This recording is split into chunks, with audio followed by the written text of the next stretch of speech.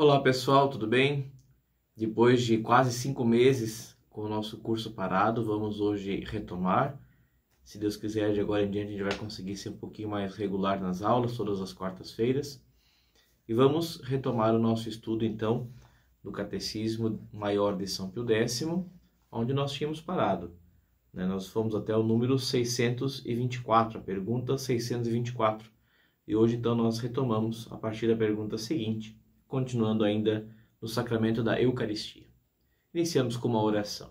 Em nome do Pai, e do Filho e do Espírito Santo. Amém. Pedimos a Maria Santíssima, nossa Mãe do Céu, que nos ajude a conhecer, compreender e amar tudo que é a vontade de Deus. Ave Maria, cheia de graça, o Senhor é convosco. Bendita sois vós entre as mulheres, e bendito é o fruto de vosso ventre, Jesus. Santa Maria, Mãe de Deus, rogai por nós, pecadores, agora e na hora de nossa morte. Amém. Em nome do Pai, e do Filho, e do Espírito Santo. Amém. Muito bem. Então, nós estamos tratando do sacramento da Eucaristia, no número 625, onde se inicia uma parte que diz assim: das disposições necessárias para bem comungar. A primeira pergunta dessa parte nos faz essa questão. Produz o sacramento da Eucaristia sempre em nós os seus maravilhosos efeitos? Efeitos que nós vimos agora no número anterior, no último estudo. Resposta. Ele produz em nós os seus maravilhosos efeitos quando recebemos com as devidas disposições. Em seguida, quantas coisas são necessárias para fazer uma comunhão bem feita? Então, de outra forma, quais são essas disposições necessárias para que a gente faça uma comunhão bem feita e receba com todos os seus maravilhosos efeitos, como chama São Pio X? Então, vamos lá. 626. Para fazer uma comunhão bem feita, são necessárias 3 coisas. Primeiro, estar em estado de graça, que nós explicamos bem já no número anterior, quando falávamos no número anterior o que é o estado de graça. Segundo, estar em jejum desde a meia-noite até o momento da comunhão. Aí com uma observação, essa regra é uma regra de costumes e foi alterada pela igreja. Daqui a pouco a gente comenta. Terceira, saber o que vai receber e aproximar-se da Sagrada Comunhão com devoção. Então vamos lá, agora cada uma das 3 disposições necessárias aí. 627, o que quer dizer estar em estado de graça? Estar em estado de graça quer dizer ter a consciência limpa de todo o pecado mortal. Não vou tratar detalhado desse assunto, porque como eu disse na aula anterior, nós já falávamos sobre isso, Então, estar sem pecados mortais na alma para receber a Sagrada Eucaristia. Caso tenha cometido, antes de comungar, é necessário a confissão sacramental e ali receber então o perdão dos pecados e de novo voltar à graça batismal, de estar sem pecados mortais na alma. 628. O que deve fazer antes de comungar quem sabe que está em pecado mortal? Bom, já comentamos, mas vamos ler a resposta de São Pio X. Quem sabe que está em pecado mortal deve fazer uma boa confissão antes de comungar, porque para quem está em pecado mortal não basta o ato de contrição perfeita sem a confissão para fazer uma comunhão bem feita. Muito bem. Por que o ato de contrição perfeita a quem sabe que está em pecado mortal não serve, não basta para poder comungar? Porque a igreja ordenou, em sinal de respeito a este sacramento, que quem é culpado de pecado mortal não ouse receber a comunhão sem primeiro se confessar. O ato de contrição, da contrição perfeita, significa que você odeia de tal forma o seu pecado, que você o odeia por amor a Deus. Não por temor do inferno, não por outros motivos, senão porque você está triste por não ter amado a Deus. Então, por isso que é perfeito, porque ele é puro. Eu não tenho interesses secundários. Não é assim, eu quero pedir perdão para poder comungar, eu quero pedir perdão para não ir para o inferno, eu quero pedir perdão porque alguma coisa. Não. Eu quero pedir perdão realmente porque eu sinto dor por ter ofendido a Deus, por ter machucado Deus. E eu me arrependo disso. profundamente, estou plenamente decidido a não voltar a pecar por amor a Deus. O ato de contrição perfeita é uma ação da graça divina, porque é algo sobrenatural e que deve ser feito por alguém que está em pecado. Então, realmente é algo que vai além da nossa humanidade. Então, assim, é muito difícil de alguém constatar que o seu ato de contrição é perfeito. Então, primeiro que já tem esse risco, né? De você achar que tem um ato de contrição perfeito e não tem, né? Agora, mesmo que tenha plena certeza de que ainda assim não basta. Ele serve, por exemplo, para aquele que na hora da morte não tem a oportunidade de se confessar e com uma contrição perfeita pode ser absolvido de seus pecados sem a confissão na hora da morte. Mas para a comunhão, São Pio X assim nos orienta, que mesmo quem tenha um ato de contrição perfeita deve se confessar. Até porque quem está decididamente arrependido quer buscar o perdão no sacramento. Se você está arrependido, mas não tem o impulso de buscar o perdão de Deus no sacramento, bom, já não é tão perfeito assim, né? Então, 630. Quem comungasse em pecado mortal receberia Jesus Cristo? Então, a pergunta é a seguinte: eu estou em pecado mortal e fui lá e tomei a comunhão de forma sacrílega, estando em pecado mortal. Ainda assim, eu recebi Jesus Cristo dentro de mim? Resposta: quem comungasse em pecado mortal receberia Jesus Cristo, mas não a sua graça. Porque a Eucaristia independe do estado de graça, tanto do celebrante quanto de quem recebe. A Eucaristia é um sacramento e, como tal, ela tem a força, a virtude por si mesma. Jesus não depende da minha fé ou do meu estado de graça para existir na Eucaristia. Ele está, é uma certeza, ele está ali. Então, sim, eu recebo Jesus, mas não recebo as graças que ele pode dar, porque quando eu estou em estado de pecado, é como se eu criasse um bloqueio. Eu já usei essa figura aqui no curso, mas volto a usá-la. É como se eu fosse para a chuva coberto com plástico. Eu estou recebendo a chuva, mas não me molho. Por quê? Porque eu estou impedindo que a chuva me molhe. Não é que a chuva parou de cair, é que eu parei de permitir que ela penetrasse em mim. Então, a um pecado mortal é isso. Até recebe Jesus, recebe a chuva, mas não se molha, não recebe a graça de Jesus. Por quê? Porque o pecado impede. Pelo contrário, cometeria sacrilégio e incorreria na sentença de condenação. Quem comungar em pecado, comunga da sua própria condenação. 631. Em que consiste o jejum eucarístico? Ali no primeiro número, segundo número, falava estar em jejum desde a meia-noite até o momento da comunhão. Agora a pergunta é em que consiste esse jejum eucarístico? Resposta: consiste em abster-se de qualquer espécie de comida ou bebida, exceto a água natural, que segundo os ensinamentos de Pio XII, posteriormente, essa é uma observação ali embaixo, quem está com esta versão aqui do catecismo, tem uma nota de rodapé ali explicando isso, Eu não sei se nos outros também tem. Mas enfim, a água natural não quebra o jejum eucarístico. Então tomar água é permitido, assim como também remédios são permitidos, Agora eu tenho que fazer uma observação.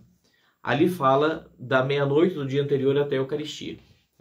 Hoje, os costumes da igreja, a determinação do Código Canônico é que se tenha 1 hora de jejum antes da Eucaristia.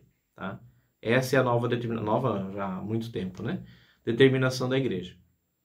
Por isso que há, 60 anos atrás, que ainda está em vigor isso que está aqui em São Pio X, só se rezavam missas de manhã, cedo, de preferência. Quanto mais cedo, melhor, porque a pessoa tinha que guardar jejum até ali. Então imaginam vocês, a pessoa morava ali a 30 quilômetros da igreja, tinha que acordar, se arrumar, se ajeitar, vir para a igreja, para a Santa Missa, voltar para casa para ir então tomar a refeição. Vinha a pé, voltava a pé. Então assim, tinha essa dificuldade de locomoção, e precisava comungar, vir à missa. Então imagine se a missa fosse às 10 da manhã. A pessoa teria que ficar até às 10 da manhã sem comer, a missa ia acabar lá 11, 11 e pouquinho, aí que ia voltar para casa, então a primeira refeição da pessoa ia ser às 12 horas, né? 12 e pouquinho, primeira do dia. Então, por isso que as missas aconteciam geralmente às 7 horas, 6 e meia, 7 horas, 7 e meia da manhã, sempre, né? E quando se fosse fazer alguma coisa à tarde, à noite, nunca era missa, porque senão teria que ficar da meia-noite até a noite sem se alimentar. Então, a missa nunca acontecia à noite, com exceção da Vigília Pascal, né? Se não me falha a memória, acho que era só essa. Enfim, então à noite, quando tinha alguma coisa que se ia fazer, uma inauguração, uma capela que se abria, alguma coisa que se fosse fazer por amor a Nosso Senhor na Eucaristia, não se fazia missa, se fazia adoração, né? Se fazia adoração eucarística, porque a missa não poderiam comungar, uma vez que já tinham quebrado o jejum. Então hoje, o direito canônico prevê que o jejum eucarístico seja de 1 hora antes da Eucaristia. Então, antes de comungar, você deve estar 1 hora sem comer, né? Com exceção de água e remédios, tá?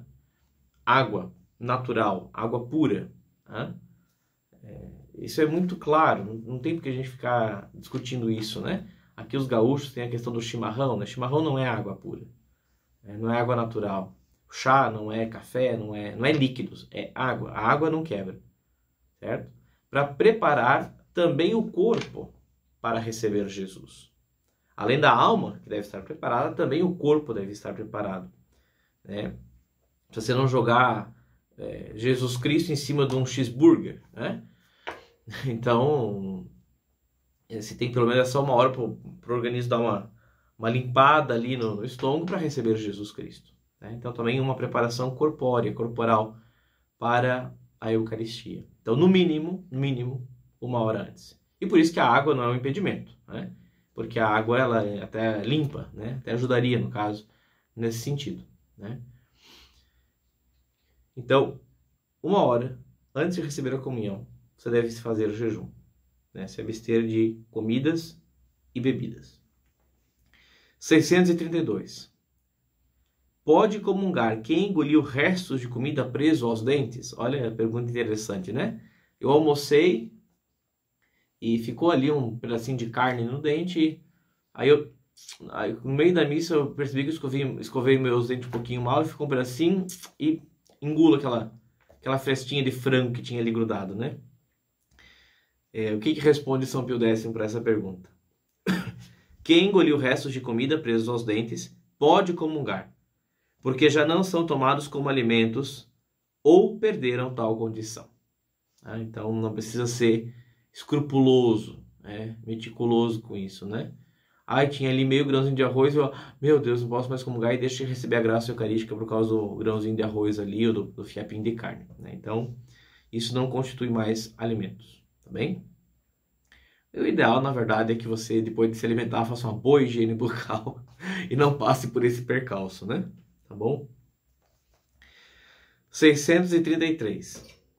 Quem não está em jejum pode comungar alguma vez? Comungar sem estar em jejum é permitido aos doentes que estão em perigo de morte e aos que obtiveram permissão especial do Papa em razão de doença prolongada. A comunhão feita pelos doentes em perigo de morte chama-se viático, porque o sustenta na viagem que eles fazem dessa vida à eternidade.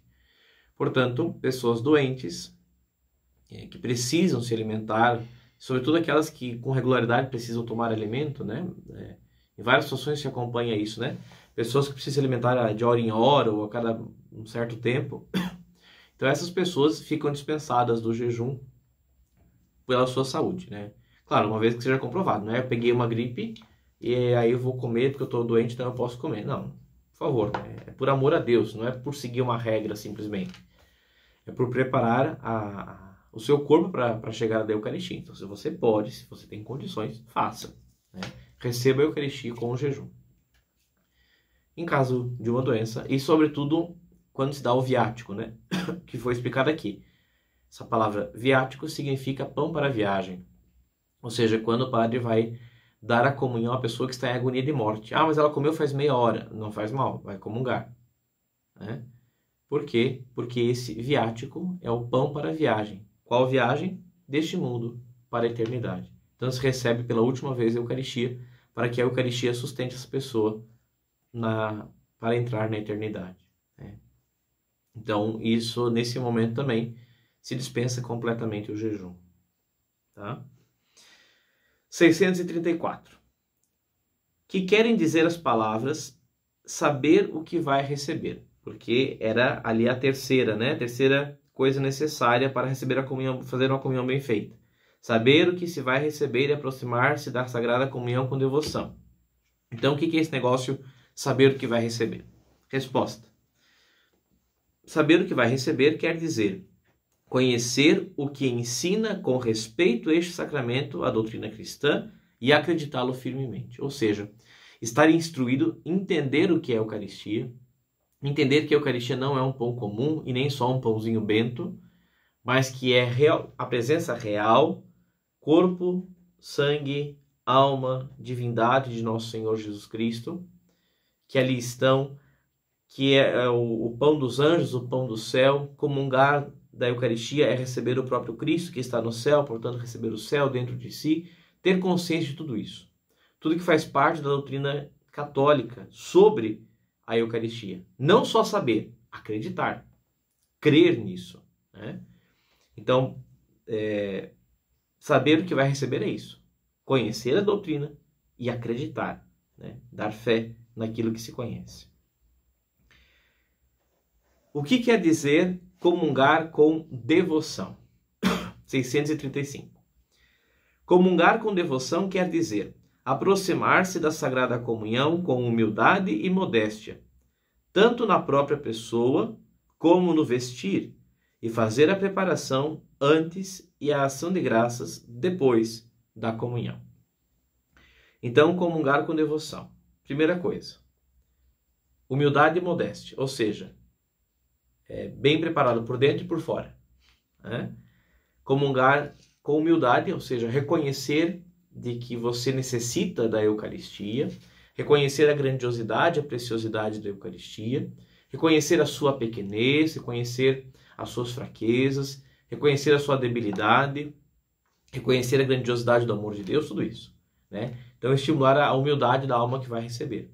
E também a modéstia, estar bem vestido, né? Não ir à missa, não ir comungar aí com decote, não ir comungar de qualquer jeito, os homens de chinelão, de calção, de qualquer jeito, né? De ter modéstia, né? Afinal de contas, estamos indo receber Deus, é o Senhor dos Senhores. Se você vai num evento importante, você não vai de qualquer jeito, você não vai chinelão, né? Não é que, então isso é uma coisa das elites que tem que ter um vestido caríssimo. Não, nada disso. Tem que estar bem vestido, né? O tanto quanto mais você o possa, né? Às vezes algumas roupas caríssimas são indecentes, né? Então não é o valor da roupa, não é o preço da roupa, mas a forma como a roupa é colocada, tá? E claro, dar aquilo que tem de melhor para Deus. Existia um costume muito bonito, né? Tempos atrás. Hoje em dia, todo mundo tem tanta roupa que isso meio que se dispensa, né? Mas épocas em que raramente comprava-se, fazia roupas, tinha a domingueira, né?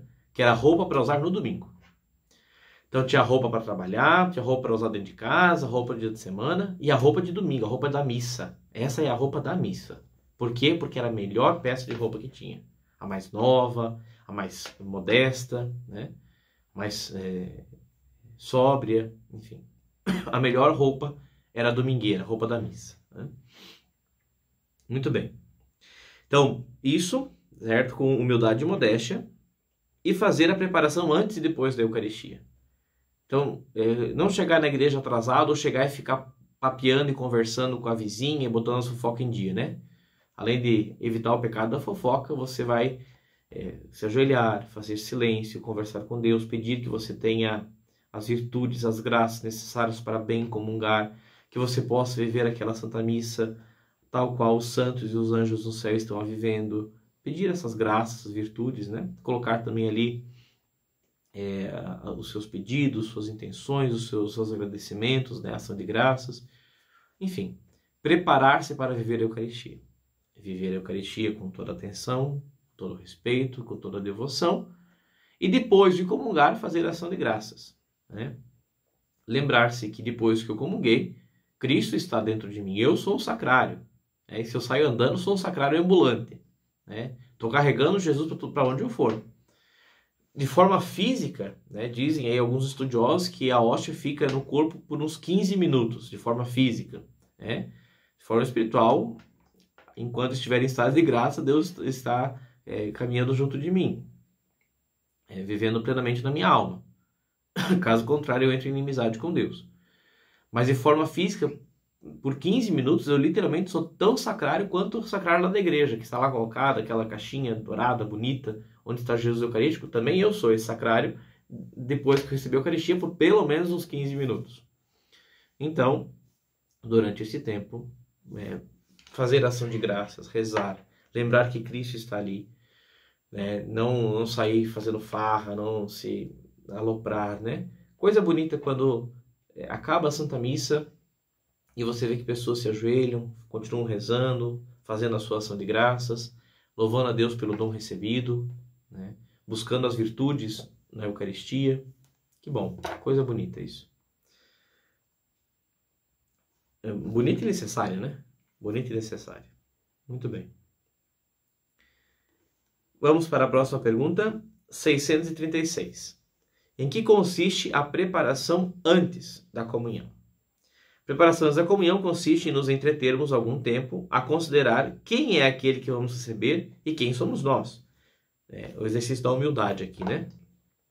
E em fazer atos de fé, de esperança, de caridade, de contrição, de adoração, de humildade e de desejo de receber Jesus na Eucaristia. Aquilo que eu falava antes, essa preparação antes da missa, né?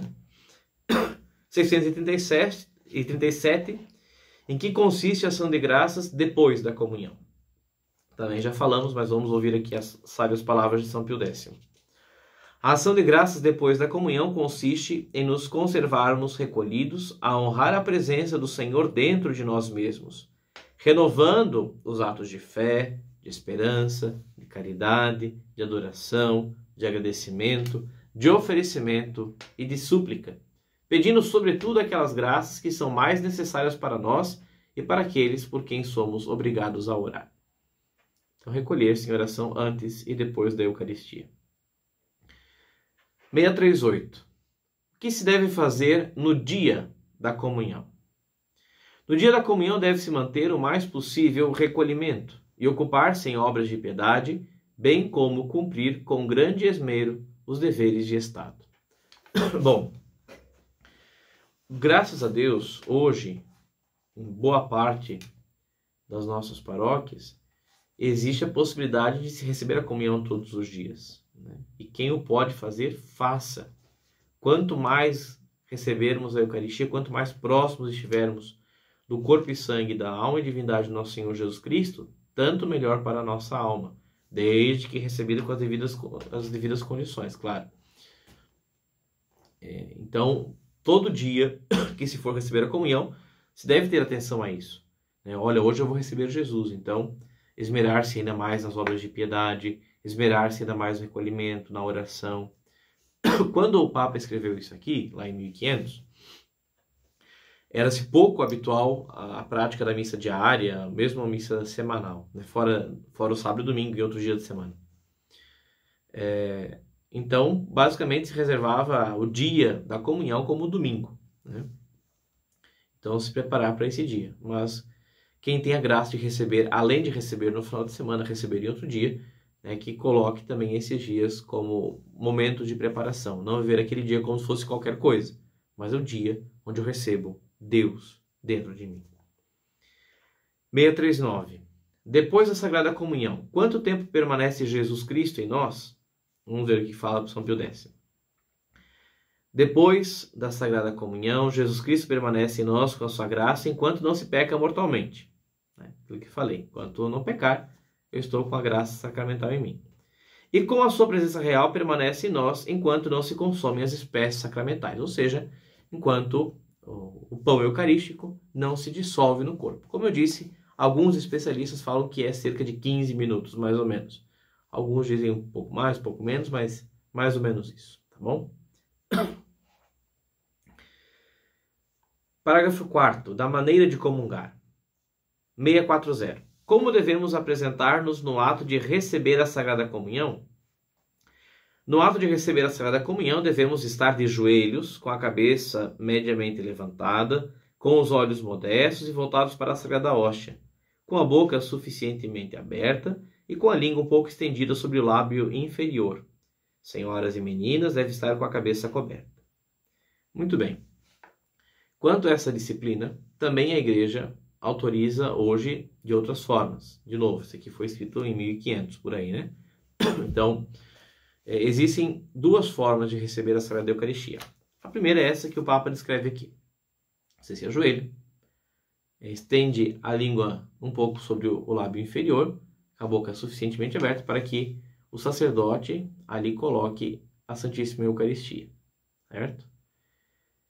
A outra possibilidade é receber de pé. Na verdade, são três possibilidades, vamos dizer assim, né? Então, de joelhos, receber sobre a língua. A outra, você pode estar de pé e também receber sobre a língua, né? Estar de pé, abrir um pouco a boca, colocar a língua sobre o lábio inferior para receber a Eucaristia dessa forma, né? Abrindo a boca, né? Não fazendo ali o padre procurar onde colocar Jesus, né? Tem que deixar a boca bastante aberta para que o padre possa colocar com tranquilidade a Eucaristia, certo? E a outra possibilidade que existe, a terceira possibilidade, é, estando de pé, receber sobre a mão. Essa possibilidade, ela é permitida pela Igreja, né? Qualquer uma das três é possível. Mas eu chamo a atenção a essa terceira da mão para que se tome mais cuidado ainda. Porque quando se coloca sobre a língua, estando de pé ou de joelhos, quando se coloca sobre a língua, todos os fragmentos, partículas da Eucaristia que possam se desgrudar da hóstia, eles já ficam na língua. Então você coloca a língua para dentro e comungou. Pronto. Você está comungando, está com o corpo de Cristo. Quando você recebe sobre a mão, a hóstia é colocada aqui na sua mão. No momento em que você retira a hóstia da sua mão, muito provavelmente, quase de certeza, ficam na sua mão fragmentos da Sagrada Hóstia, porque a hóstia é feita basicamente de trigo e água, então ela é bastante esfarelenta, né? As pessoas que fazem hóstia cuidam bastante para que ela seja o mínimo esfarelenta possível, mas não tem por onde. Sempre cai algum farelo, algum fragmento. E qualquer pedaço da Santíssima Eucaristia, por menor que seja, é o corpo, sangue, alma e divindade de Jesus Cristo. Então jogar um pedacinho minúsculo daquele que está sobre a minha mão no chão e pisar em cima é a mesma coisa que pegar uma hóstia grande, jogar no chão e pisar em cima. É a mesma coisa, é o mesmo Jesus inteiro, né? Então o cuidado de quem comunga na mão é cuidar para que nada fique na sua mão. Então assim, a pessoa recebe a comunhão na mão, comunga e faz isso aqui. Ou solta a mão e faz isso aqui. O que aconteceu com Jesus que estava aqui nos fragmentos? Foi para o chão. Isso é sacrilégio. Então, temos que cuidar. Quem opta por receber na mão, e de novo, isso é autorizado, se é possível, tem que tomar muito cuidado. Recebeu na mão, comungou, passa o dedinho, vê se não tem nada, lambe. Se for necessário, lambe a própria mão, mas não permita que nada fique ali. Por isso que eu, particularmente, sugiro às pessoas que recebam na língua, para evitar esse problema, evitar essa tensão, essa angústia de saber se ficou ou não, né? Ali o fragmento da hóstia na minha mão. Então, assim, é muito mais simples e digno receber sobre a língua, né? Mas existe a possibilidade da mão, não está errado fazer, só está errado receber da mão e jogar os fragmentos no chão, né? Ou comungar aí, né? Na época da pandemia, era ainda mais angustiante, né? Porque algumas pessoas não queriam tirar a máscara antes, né? Então, recebia a Eucaristia com a máscara, né? Aí pegava a Eucaristia na mão, aí tiravam a máscara, aí comungavam, aí pegavam a máscara de novo com as duas mãos, e Jesus se foi, né? Então, assim, tomar muito cuidado com isso, tá? Então, existem essas três formas de receber, de joelhos na boca, em pé na boca ou em pé nas mãos. Mas essa última, então, um cuidado redobrado, né? Ou triplicado para que não se deixe nenhum fragmento da Eucaristia ser profanado, tá bem? 641. Como se deve segurar a toalha ou a patena da comunhão? A toalha ou a patena da comunhão deve segurar de maneira que recolha a sagrada hóstia, caso ela venha a cair. Essa toalha ou patena da comunhão, infelizmente, está em bastante desuso, né? Poucas paróquias usam, mas é um instrumento muito útil. Uma patena, que é aquele pratinho de metal, geralmente, né? Que se coloca a hóstia em cima. Então tem outra patena que se coloca entre o sacerdote e a pessoa que vai comungar, né? Então tá aqui a patena.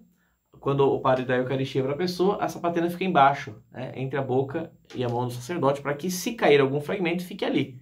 Ou se mesmo a hóstia, porventura, vier a cair, cai aqui, né? Para que ela não caia no chão, para que não se perca, né? E aí depois, essa patena, ela vai ser purificada para que se recolha esses fragmentos que caíram sobre ela, certo?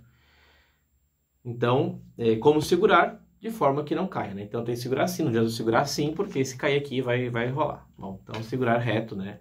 E levá-la reta para que não caiam os fragmentos. Quando se deve engolir a Sagrada Hóstia? Devemos procurar engolir a Sagrada Hóstia o mais depressa possível e convém abster-nos de cuspir por algum tempo, pelo óbvio, porque pode ter ficado algum pedacinho, um fragmento na boca. Na verdade, até é bom, ajudaria muito, depois da missa tomar um copo d'água, por exemplo, né? Para que se ficou alguma coisa, você enxaga um pouco a boca e termina de engolir. 643. Se a Sagrada Hóstia se prende no céu da boca, o que se deve fazer? Se a Sagrada Hóstia se pegar ao céu da boca, é preciso despegá-la com a língua, nunca porém com os dedos. Por quê? Se eu colocar o meu dedo, sobretudo sob a unha, debaixo da unha, possivelmente ficará fragmentos. E o que eu vou fazer com esse fragmento vai cair, vai ficar ali, vou limpar, ou pode mesmo no dedo ficar um pedaço. Então, se eu limpar com a língua, coloco um pouco ali de saliva e passa a língua até que vai soltando. Se acontecer de pregar no céu da boca. Parágrafo 5º. Do preceito da comunhão. Quando há obrigação de comungar. A obrigação de comungar todos os anos pela Páscoa, na própria paróquia, e além disso, em perigo de morte. Então, obrigação de receber a Eucaristia na Páscoa. Certo? Claro, é salutar que recebamos todas as vezes que formos à missa, estando em estado de graça, buscando estar e receber a Eucaristia. Mas por obrigação, uma vez por ano. Agora, ir à missa todos os domingos.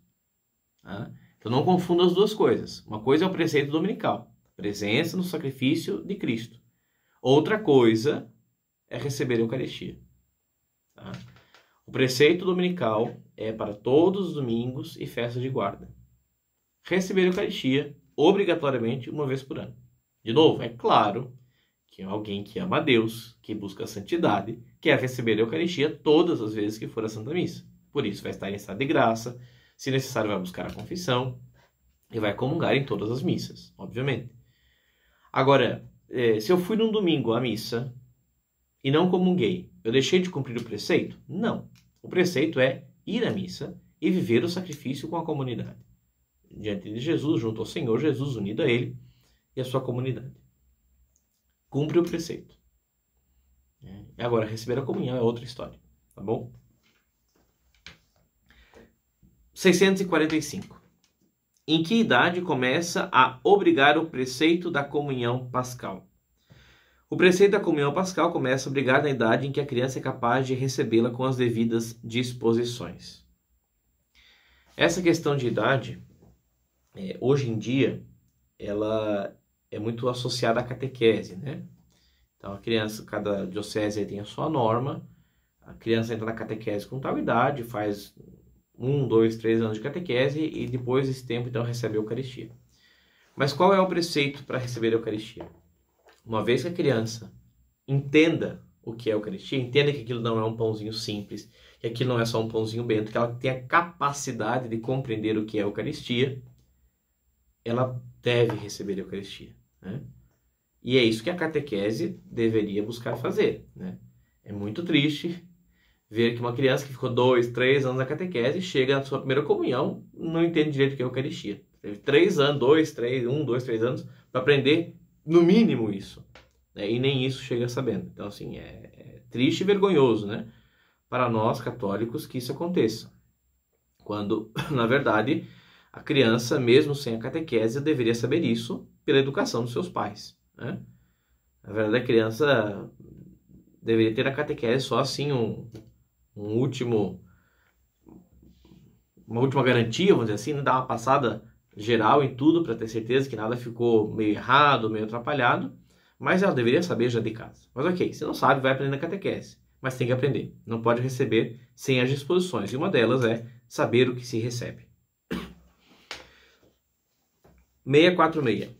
Pecam aqueles que têm idade para ser admitidos à comunhão e não comungam? Aqueles que têm idade para ser admitidos à comunhão não comungam, ou porque não querem, ou porque não estão instruídos por sua própria culpa. Pecam sem dúvida. Então, as pessoas que não recebem, têm idade para isso, mas não recebem porque não querem, ou porque não foram instruídos por culpa própria, estão em pecado, certo? Pecam igualmente os seus pais, ou quem lhes fez às vezes, se o adiamento da comunhão se dá por sua culpa, e hão de prestar por isso severas contas a Deus. Porque se os pais não educaram aquela criança na fé, não ensinaram, e por isso ele não pode receber logo a Eucaristia, quer dizer que privou o seu filho, sua filha, dessa graça salutar, infinita, maior de todas, por desleixo seu, né? Então, sim, aqueles que por culpa própria não recebem a Eucaristia, por não buscarem ou por não quererem, ou os pais que impedem por não terem dado a educação, pecam gravemente. 647. É coisa boa e útil comungar frequentemente? É coisa ótima comungar frequentemente, diz o Papa, e até todos os dias, contanto que se faça com as devidas disposições. Então, aquilo que falávamos. Já nessa época aqui era menos comum que se tivesse comunhões diárias, né? Hoje em dia, graças a Deus, há mais possibilidades. E o Papa diz, é coisa ótima que se comungue com frequência, possível até todo dia, mas sempre com as disposições necessárias. Não adianta receber a comunhão não estando em estado de graça ou sem ter feito o jejum, enfim. 648. Qual a frequência com que se deve comungar? Pode-se comungar tão frequentemente quanto o permita o conselho de um confessor piedoso e douto. Aí a importância, a necessidade de se ter um confessor, de se ter um diretor espiritual e que ele vá orientando o quanto lhe ajuda a receber a comunhão, né? Se você está preparado para receber diariamente, se deve se preparar de alguma outra forma, enfim. Aí é um caso que vai ter, de forma particular, a ser resolvida com o seu diretor espiritual, com o seu confessor, certo? Muito bem. Vamos agora iniciar o capítulo 5º, sobre o santo sacrifício da missa. Da essência, da instituição e dos fins do santo sacrifício da missa. 649, a pergunta. Deve considerar-se a Eucaristia só como um sacramento? A Eucaristia não é somente um sacramento, é também o sacrifício permanente da nova lei que Jesus Cristo deixou à Igreja para ser oferecido a Deus pelas mãos dos seus sacerdotes. Então, além de ser sacramento, sinal visível da graça invisível de Deus, de ter virtude por si mesmo, além de tudo isso, dessa grandeza sacramental, é também o sacrifício permanente da nova lei. A atualização do sacrifício redentor único de Cristo, feito de uma vez por todas na cruz, mas presentificado, trazido para o presente em cada Santa Missa. 650. Em que consiste, em geral, o sacrifício? O sacrifício, em geral, consiste em oferecer a Deus uma coisa sensível e destruí-la de alguma maneira para reconhecer o supremo domínio que Ele tem sobre nós e sobre todas as coisas. Como se chama este sacrifício da nova lei? Este sacrifício da nova lei chama-se Santa Missa. Então a Santa Missa é o sacrifício da nova lei que Jesus nos deixou na cruz. O que é então a Santa Missa? A Santa Missa é o sacrifício do corpo e do sangue de Jesus Cristo, oferecido sobre os nossos altares, debaixo das espécies de pão e de vinho, em memória do sacrifício da cruz. E a pergunta seguinte vai começar a nos esclarecer o que é a Santa Missa mais propriamente dita. 653. O sacrifício da missa é o mesmo que o da cruz?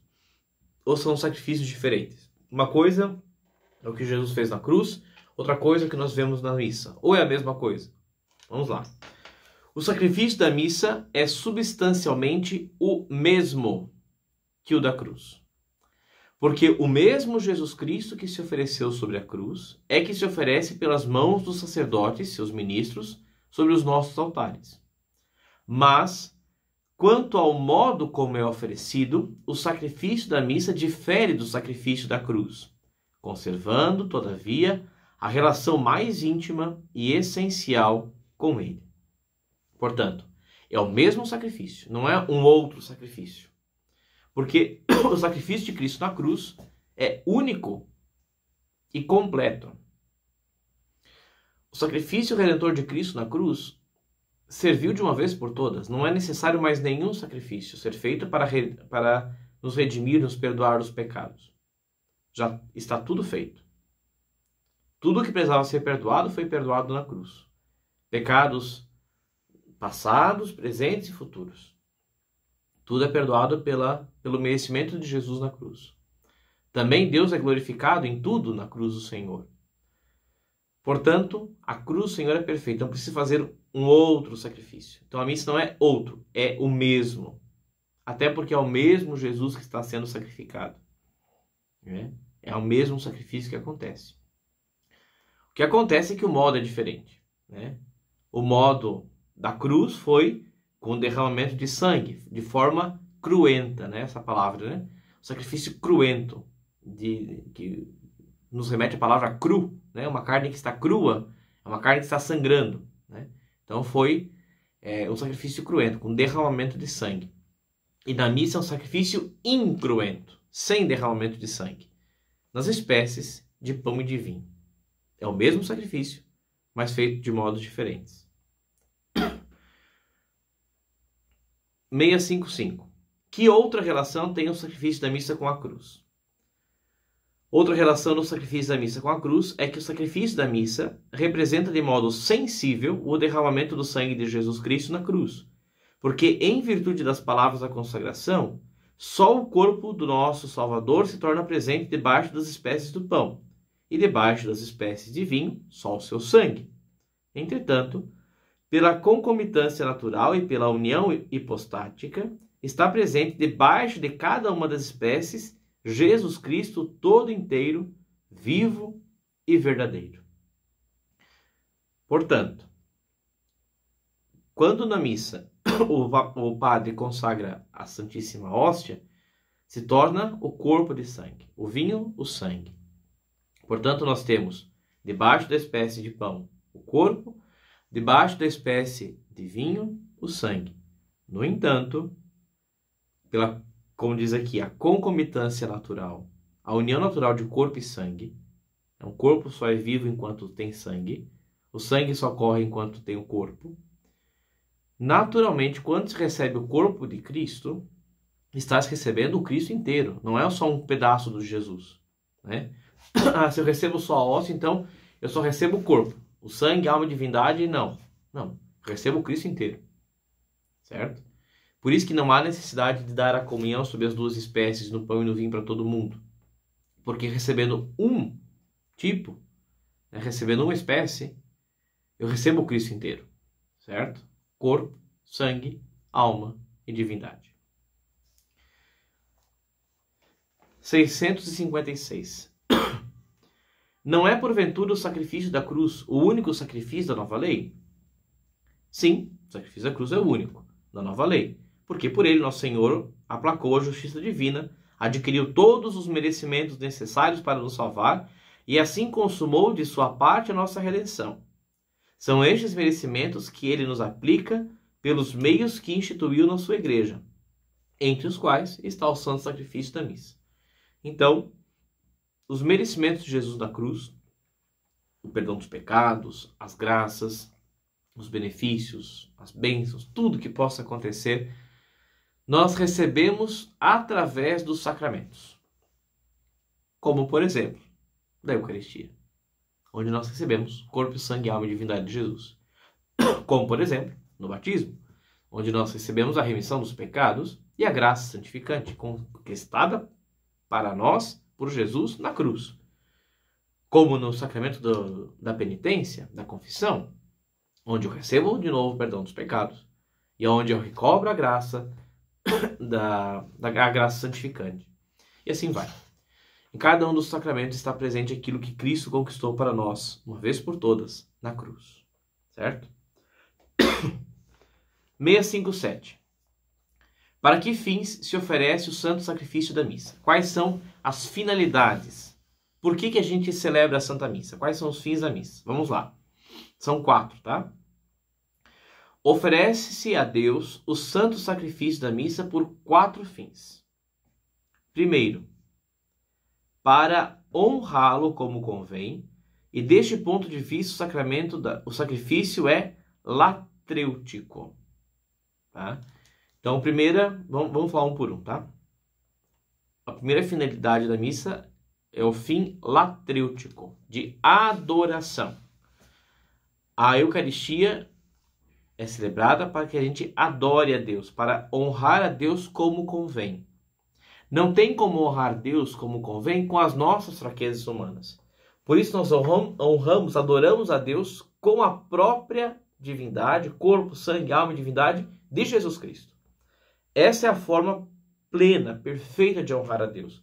Nós podemos e devemos honrar a Deus com o sacrifício da minha vida, com as minhas penitências, com as minhas orações, sim.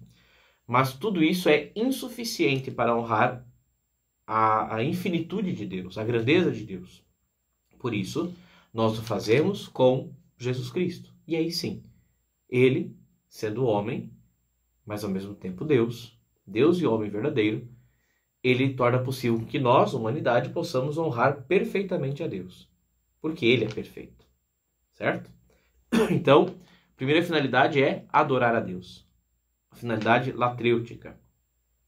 Segundo, qual outro fim? Para lhe dar graças pelos seus benefícios. E deste ponto de vista, o sacrifício é eucarístico. A palavra Eucaristia é ação de graças, né? Para agradecer a Deus todos os benefícios que nós temos recebido. Então, primeiro, latrêutico, para adorar. Segundo, eucarístico, para agradecer, para ação de graças.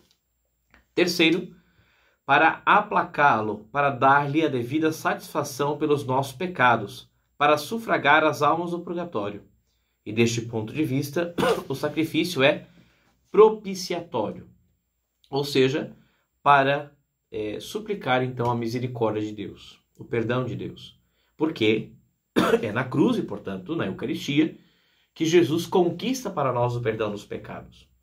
Então nós celebramos a missa com essa finalidade propiciatória, ou seja, de receber o perdão, certo? De receber o perdão de Deus. Seja pelos nossos pecados, seja também em sufrágio das almas do purgatório, que padecem no purgatório e que precisam da Santa Missa para alcançar, então, essa finalidade propiciatória e ter, então, também o perdão das suas faltas temporais e poder serem plenamente purificados e entrarem no céu. Então, primeiro, latrêutico, adoração. Segundo, eucarístico, ação de graças. Terceiro, propiciatório, para o perdão dos pecados.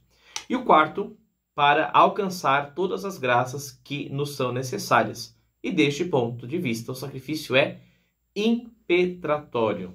Impetrar é pedir, né?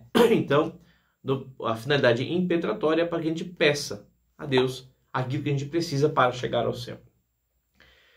E geralmente as pessoas vão à missa só para esse.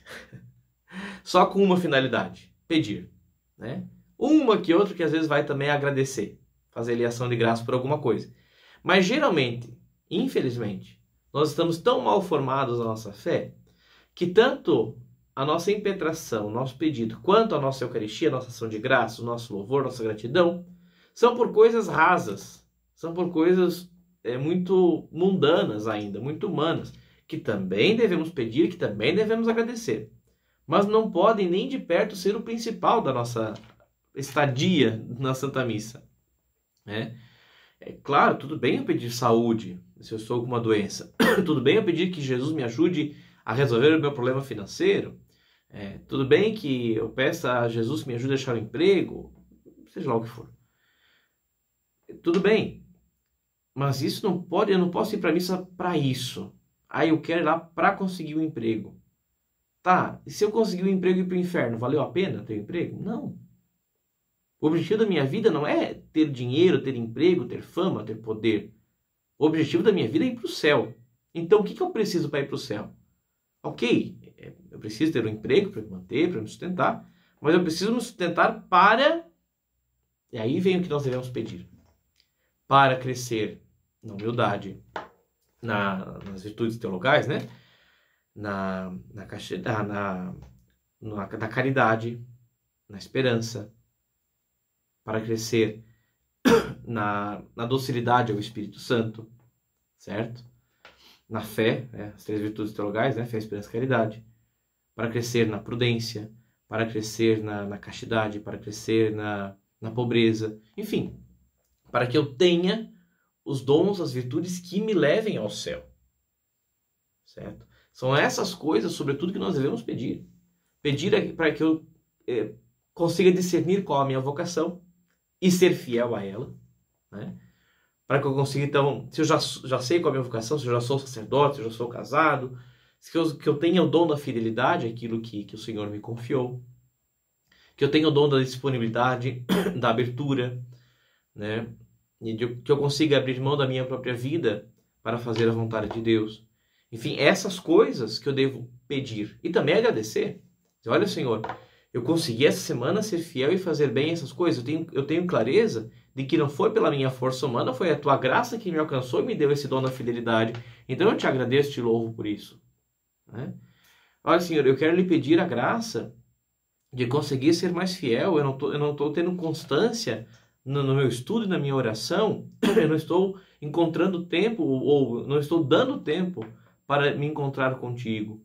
Então eu lhe peço a graça, Senhor, de uma vida de oração mais fecunda, mais verdadeira, mais íntima. E, sobretudo, Senhor, me deu a dom da humildade para que eu reconheça que eu preciso de Ti.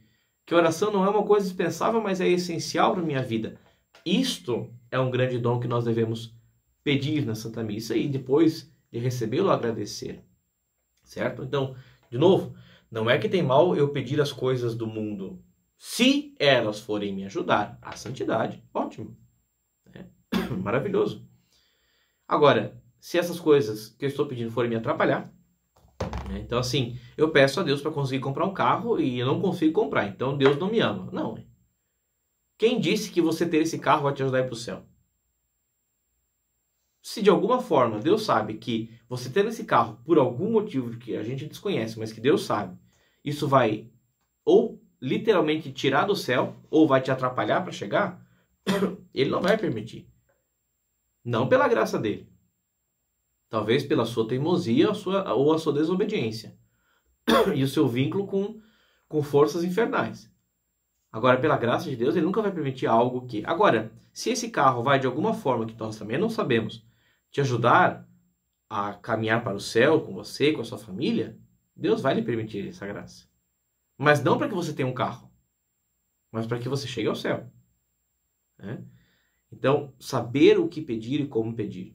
E também o que agradecer e como agradecer. Certo? Então, essas são as 4 finalidades da missa. Adoração, ação de graças, agradecimento, perdão, né, dos pecados e pedir, os pedidos. Certo? Latrêutico, eucarístico, propiciatório e impetratório. 658. Quem oferece a Deus o santo sacrifício da missa? O primeiro e principal oferente do santo sacrifício da missa é Jesus Cristo. O sacerdote é o ministro que, em nome de Jesus Cristo, oferece este sacrifício ao Pai Eterno. A pergunta seguinte, a resposta: foi o próprio Jesus Cristo quem instituiu o santo sacrifício da missa. quando instituiu o sacramento da Eucaristia e disse que fosse feito em memória de sua paixão. Então, onde é que está a missa na Bíblia? Perguntam alguns. É evidente. Ali no relato da Santa Ceia. Quando Jesus institui a Eucaristia, diz: isto é o meu corpo, isto é o meu sangue. Portanto, ele não fez uma representação de seu corpo e sangue, mas fez um milagre eucarístico de transformar um pedaço de pão em seu corpo, um pouco de vinho em seu sangue, e disse: façam isto, disse aos apóstolos, né? Façam isso em minha memória. Portanto, façam. Ele deu o mandato de continuar fazendo isso. E ali, então, ele institui a Santa Missa, com a Eucaristia. 660. A quem se oferece o santo sacrifício da missa? O santo sacrifício da missa oferece-se só a Deus. Ponto. Meus queridos, a Santa Missa não é uma oração minha, pessoal. Tá? É uma oração de Jesus Cristo para o Pai. Tudo isso acontece por meio do Espírito Santo, a Santíssima Trindade. A Santa Missa não é um grupo de oração. Por melhor que seja um grupo de oração, a Santa Missa é muito maior do que isso. A Santa Missa não é um momento cultural. Por mais bonito que seja um momento cultural, é importante. A Santa Missa é muito maior do que isso. A Santa Missa não é um momento de homenagens. A Santa Missa é o santo sacrifício redentor da cruz. Portanto, é uma oração de Jesus ao Pai. Ou seja, de Deus para Deus. Tudo isso em favor, aí sim, de nós. Jesus oferece o seu sacrifício, não por ele, porque ele não precisava. Ele oferece por nós. Por isso, a necessidade de nós estarmos na Santa Missa, para receber essa graça. Ora, o Senhor está ali se sacrificando, está consumando o seu sacrifício no altar da cruz, na Santa Missa, por mim. E eu não estou ali para receber a graça. Que absurdo, que loucura. Mas é preciso ter consciência disso. A missa se oferece para Deus. E ponto.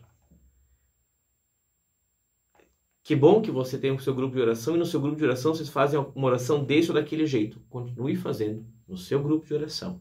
A Santa Missa, a liturgia, é uma oração feita por Cristo ao Pai. Eu não posso achar que o meu jeito de rezar é melhor que o jeito do Cristo. Ou é mais importante. Que bom que eu tenho a minha cultura, tenho minha dança típica, tenho meus cantos típicos, tenho... Lindo.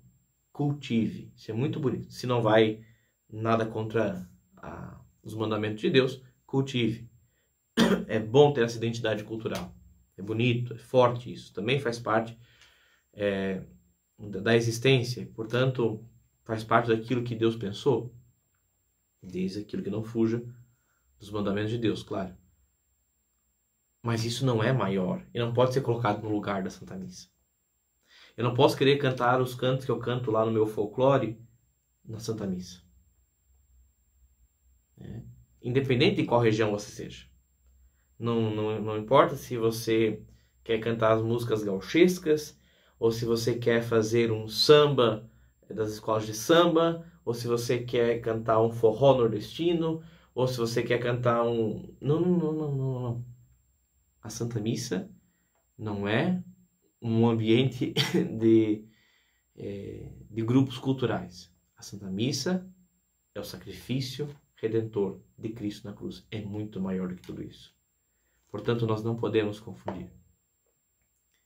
É uma questão de entender quem eu sou, achar muito bonito tudo isso que eu tenho ao redor, as coisas que eu faço, as minhas orações, meu jeito de rezar, lindo. Mas entender que Jesus é muito maior do que eu. E que eu não posso me intrometer na oração dele como se eu tivesse de igual para igual, dizendo, deixa que eu faça agora do meu jeito. O senhor espera um pouquinho, deixa que eu faça como eu sei aqui. Não. Isso já significa que a minha humildade está lá embaixo. Quando, eu quero, eu acho bonito, então eu vou fazer. Mas a oração não é sua. Não é do padre também. Ela é da igreja, é do corpo de Cristo. Corpo místico de Cristo. A igreja é o corpo de Cristo. Cristo é a cabeça e nós somos seus membros. Portanto, a Santa Missa é a oração do Cristo. Cabeça e corpo. Né? Portanto, nós não podemos nos meter achando que sabemos como fazer melhor, mais bonito, mais criativo. Não precisa ser mais bonito, mais criativo. Já está no auge. Já está no topo de tudo que precisa ser. Quando eu coloco alguma coisa, eu vou estragar. É aquela frasezinha assim, né? Melhor do que tá, estraga. É isso. Se eu quiser fazer melhor do que tá, eu vou estragar. Né? Eu vejo ali um quadro bonito, né? Aí eu penso, mas se eu desse uma pinceladinha lá, eu vou lá e risco o quadro. Pronto. O quadro era todo bonito, agora tá feio. Porque eu furar e me deixa. Se ali ó, tá perfeito. Então não tem que mexer. Ele já é perfeito. Eu tenho que deixar acontecer tal qual ela é. Para Deus, não para mim. Eu vou na missa porque eu me sinto bem. Ok, e se você não sentir, você vai deixar de ir? Eu não estou com vontade, eu não vou. Eu não estou me sentindo legal para ir na missa. Mas a missa não é para você.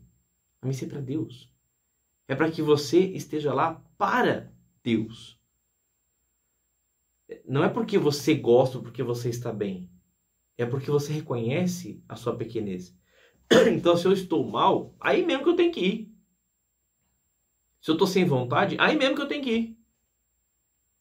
Porque eu estou reconhecendo a minha fraqueza, a minha debilidade, e o quanto eu preciso estar na presença de Deus, e o quanto eu preciso desse sacrifício redentor de Cristo para curar a minha alma e para me devolver essa graça de viver a santidade, de um dia estar no céu. Pergunta 661. Se a Santa Missa se oferece só a Deus, por que se celebram tantas missas em honra à Santíssima Virgem e aos santos? Resposta. A missa celebrada em honra da Santíssima Virgem e dos santos é sempre um sacrifício oferecido só a Deus. Disse, porém, celebrada em honra da Santíssima Virgem e dos santos, para louvar a Deus neles, pelos dons que lhes concedeu e para alcançar pela intercessão deles, em maior abundância, as graças de que necessitamos. Lembre-se, a latria, a adoração, nós damos apenas a Deus. Aos santos nós damos uma coisa que chamamos de dulia, ou seja, veneração. Eu venero aquilo que aconteceu na vida deste santo e louvo a Deus pelos benefícios que recebeu. Então, eu vou celebrar a missa em honra a Nossa Senhora. Nós estamos vivendo, a missa de Nossa Senhora Aparecida. Então, eu vou honrar, louvar a Deus pelas graças que concedeu através da mãe, naquela imagenzinha Aparecida. E vou honrar a Deus porque Ele permitiu tamanha graça, tantos sinais, tantas conversões.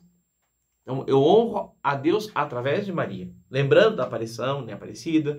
Ou então, eu vou rezar a anunciação de Nossa Senhora, louvar a Deus pela graça de ter enviado um anjo a Maria Santíssima, a graça dela ter dado o seu sim.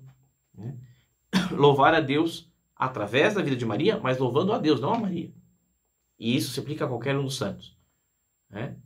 Então, e pedir, né, também. Então, eu vou pedir a Deus, certo?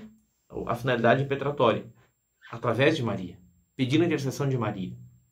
De novo, se aplica a todos os santos. Então, sempre a Deus, nunca a um santo. Apenas aquele santo está ali para que eu tenha aquele santo, a sua vida, como motivo para louvar a Deus por aquela vida. Para me espelhar naquele santo, para buscar, assim como ele buscou e encontrou o céu, encontrou a santidade, que eu também possa, seguindo o seu exemplo, seguindo o seu caminhar, me encontrar com Deus, me encontrar com a santidade. Certo? 662. Quem participa dos frutos da Santa Missa? Toda a igreja participa dos frutos da missa, mas particularmente, primeiro, os sacerdotes e os que assistem à missa, os quais se consideram unidos ao sacerdote. Portanto, aqueles que estão na igreja, né? O padre que está rezando e os fiéis que estão unidos ao sacerdote naquele sacrifício, certo? Naquela Santa Missa. Esses recebem, então, os frutos, as graças da Santa Missa. Segundo, aqueles por quem se aplica a missa e que podem ser vivos ou defuntos. Portanto, quando nós rezamos por um fiel defunto, ou quando rezamos por alguém que não está ali propriamente, mas que nós pedimos, né, pela conversão de tal pessoa, ou pela saúde de alguém, ou para que tenha a graça de ser uma santa mãe, um santo pai, ou pela fidelidade de um sacerdote, enfim. Por essa pessoa que eu rezo, que eu aplico a missa, aplico essas graças que eu estou pedindo, também essas pessoas recebem os frutos da Santa Missa. Claro, mediante o quanto permitam, né, receber esses frutos. Tá bem? Nós temos ainda mais um pedaço sobre a Santa Missa, mas vamos deixar para a próxima formação. Já encerramos aqui, já passamos um pouquinho de 1 hora. Agradecemos à Virgem Santíssima esse momento de formação e pedimos a ela que sempre nos inspire para vivermos a Santa Missa de acordo com a vontade e a sabedoria de Deus. Glória ao Pai, ao Filho e ao Espírito Santo, como era no princípio, agora e sempre. Amém. O Senhor esteja convosco e Ele está no meio de nós. Abençoe-vos Deus Todo-Poderoso, Pai, Filho e Espírito Santo. Amém.